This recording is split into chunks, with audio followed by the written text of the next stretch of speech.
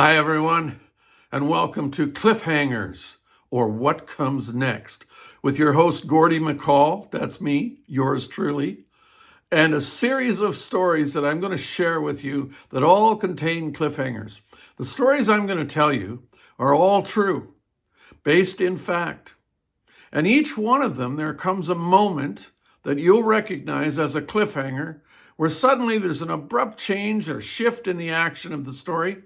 And you're going to ask yourself, what comes next? What comes next? I want to know. But we're going to halt the story there and give you a few seconds to see if you can figure out what does come next. And if you have a few seconds to do that, write it in the chat. And we'll see how many people come close to the real cliffhanger. And I'll come back and we will tell you the cliffhanger. And even better, we're going to ask you to share your cliffhanger stories. Send them in to the chat. And if you are selected by yours truly, Gordy McCall, I will share your story the next episode. So let's see how that goes. Now, all of the stories come from the world of professional theater. I have been an actor, a director, an artistic director, a professor of theater, an event producer, all over the world. I shouldn't say all over the world, in several parts of the world, and certainly all over Canada. So there's a wealth of stories to share. And the theater is very dramatic, so you know there's going to be some dramatic cliffhangers. Okay, so what I'd like you to do is take a second and hit that subscribe button. Hit that subscribe button so we can get some subscribers and keep mounting that number and become ever more popular so we'll get more and more great stories into the channel. Okay, so today's story is called A March Hare Trips Over a Teacup. True story. And don't forget, hit that subscribe button.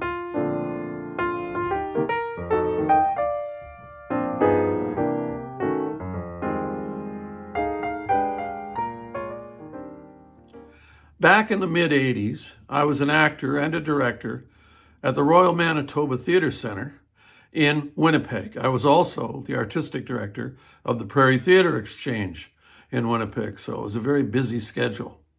And one day I was asked by the artistic director of the theatre, the Royal Manitoba Theatre Centre, to fill in for an actor who had a family emergency. They had to leave for a few days. I think it was close to a week. And they were playing the role of the March Hare and the Red King in a wonderful production of Alice in Wonderland, which was the Christmas show that year at the Royal Manitoba. Well, I leapt at the opportunity because Alice in Wonderland is one of my favorite books of all time. And many characters in that book are some of my all-time favorites. And so I undertook to do this. However, when you do a replacement, you're given very little rehearsal time. It's just the way these contracts work, and also the schedule. It happened quite suddenly, so we had to jump into the fray with the help of the director and the amazing technical staff, including wardrobe.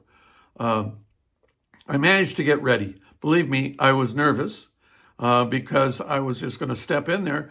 I wasn't going to get a rehearsal with the full cast. I had to kind of rehearse it with just a couple of characters and then jump in. And this show was sold out. So I'm going to say there was, I can't quite remember the number of seats, but I'm going to say it was well over 600.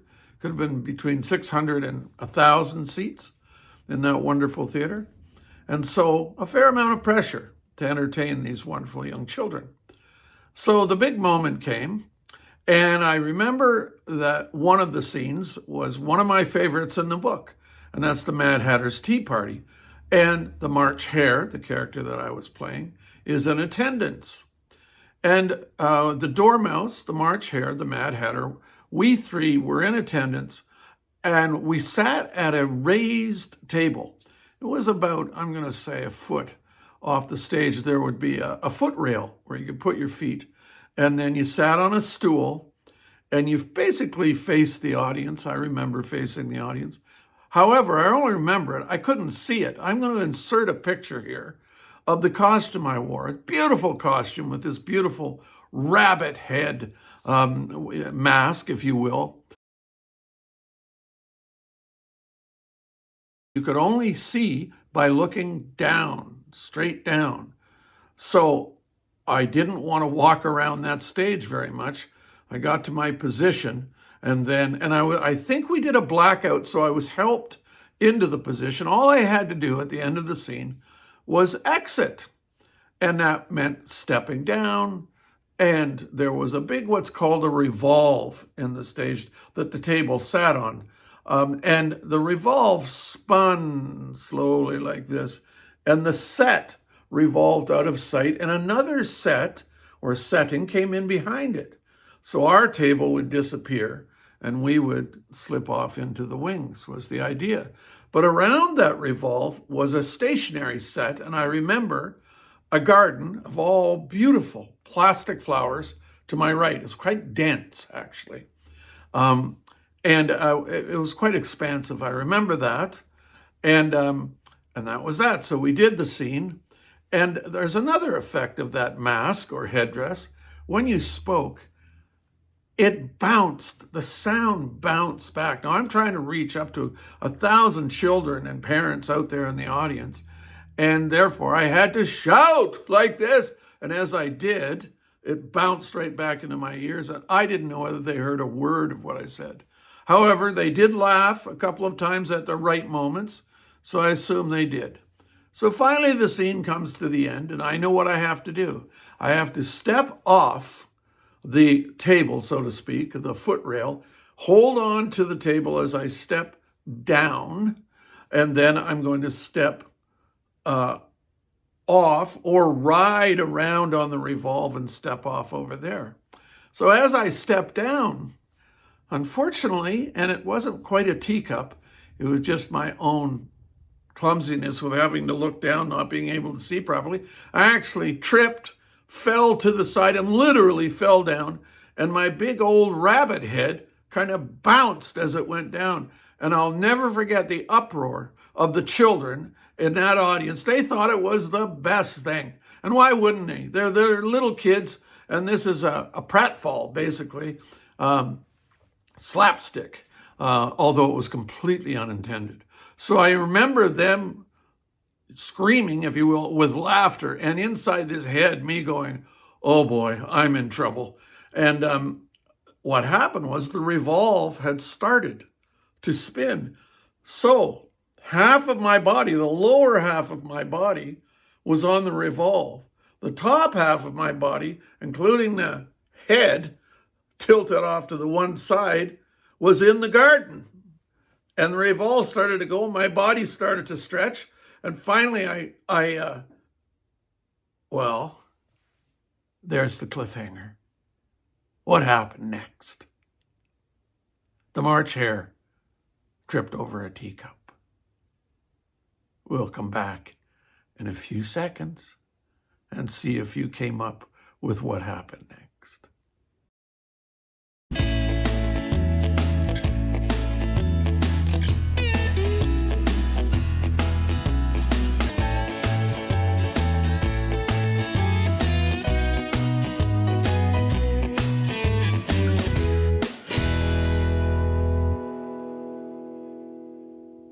Okay, so there you go. Now here's what really happened.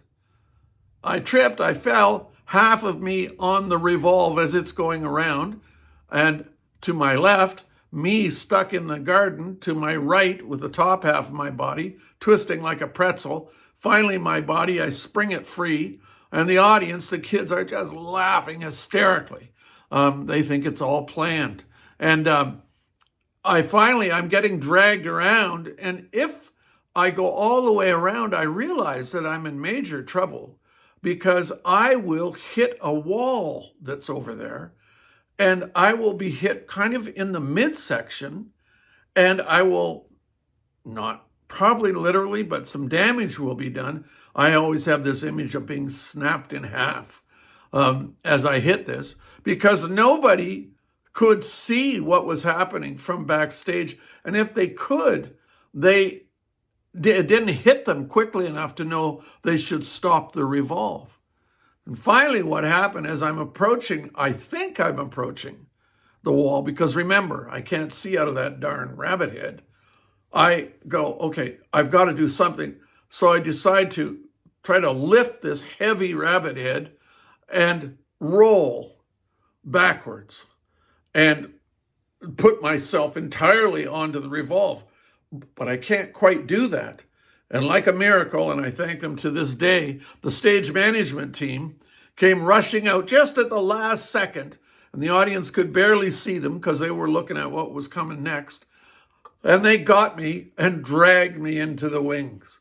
And so that I escaped with no injury except my pride, because no actor wants to do that kind of pratfall on stage. So there's cliffhanger number 1. March Hare trips over a teacup. And next episode, we'll have another one, including one of yours, I hope.